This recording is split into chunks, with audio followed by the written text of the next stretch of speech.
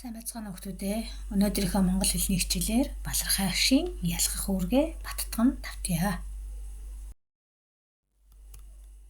За балархай агшийн үүргээ саная.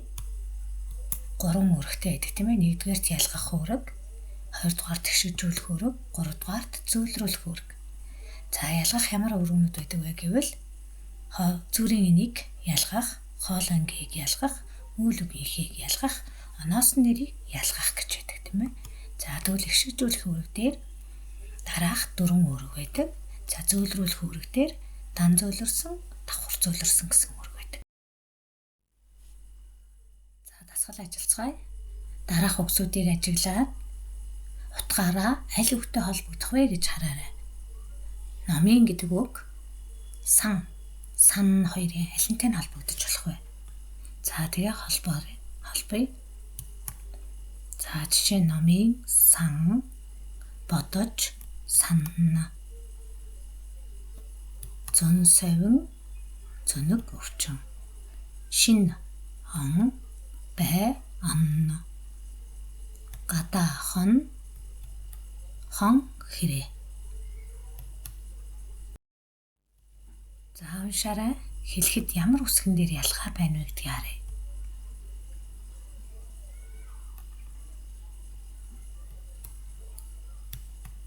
За бичгээд энэ үсгэн дээр ямар ялгаа байна вэ?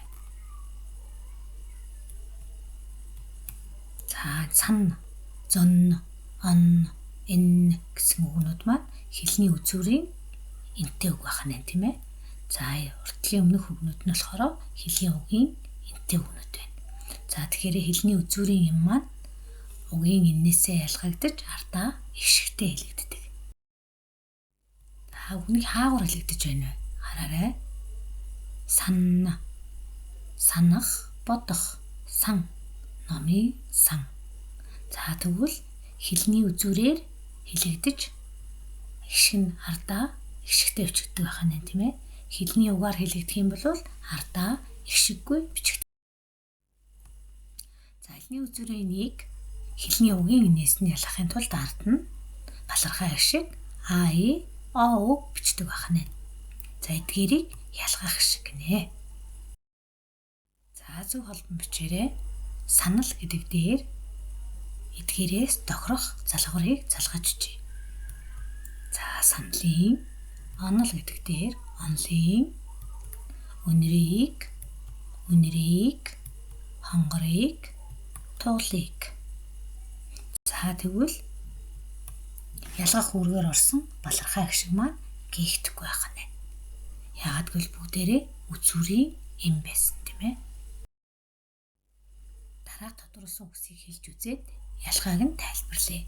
За хан, гэрийн хан, тун, ус тунах, хон, хонох, өнжих, сүн, устдах, үгүй болох гэсэн үг байна. За тэгвэл доотлын үгнүүдийг харъя. Хан, тун, хон, сүн. За эдгээрээс арай ялгаатай дуудагдаж байна тийм ээ. За хамтдаа утга тохирохоор нь холбъё.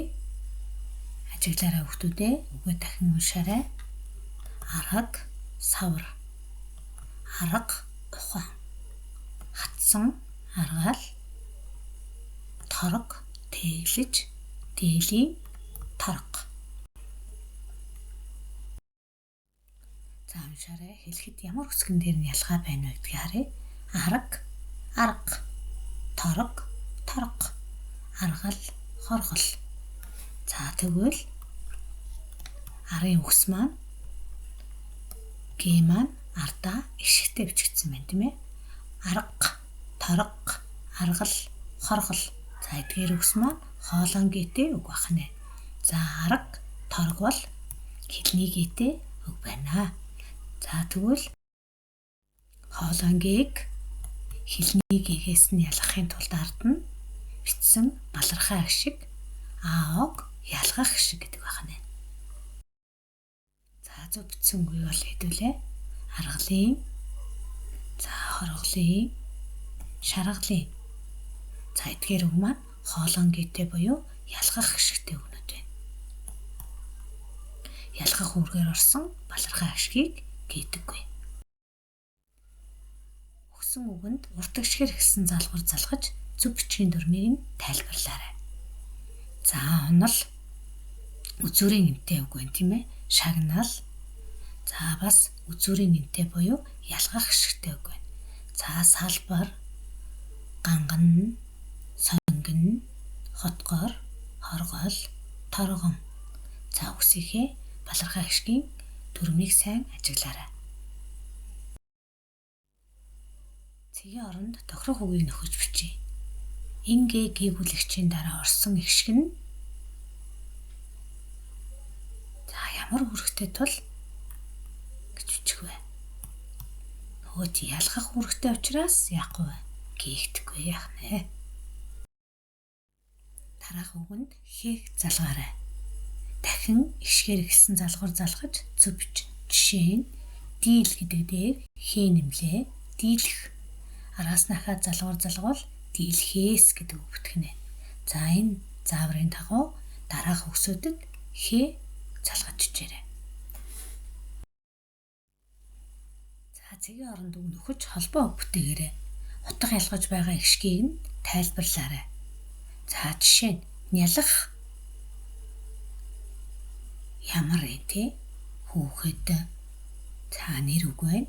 Шавар нялах. Нялах гэдэг нь үйл үг байна. Тийм ээ, үйл үгийн хийтэй үг байна. За энэ мэтлэнгээр нэр үгээс үйл үг ялгахдаа үйл үгийн хийгийн өмнө ихшиг бичдэг. За энэ зааврын дагуу үг нөхөж холбоо бүтээгээрэй.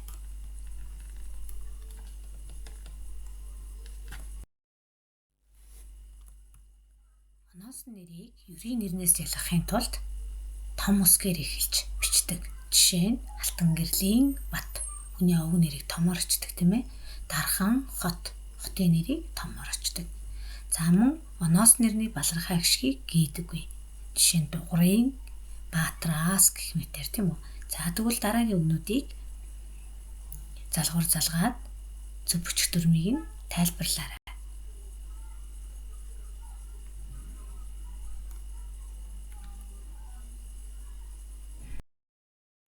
Хичээлийн анхааралтай үзэж дасгалаа зөв хийсэнд баярлалаа. Даалгавраа сайн хийгээрэй.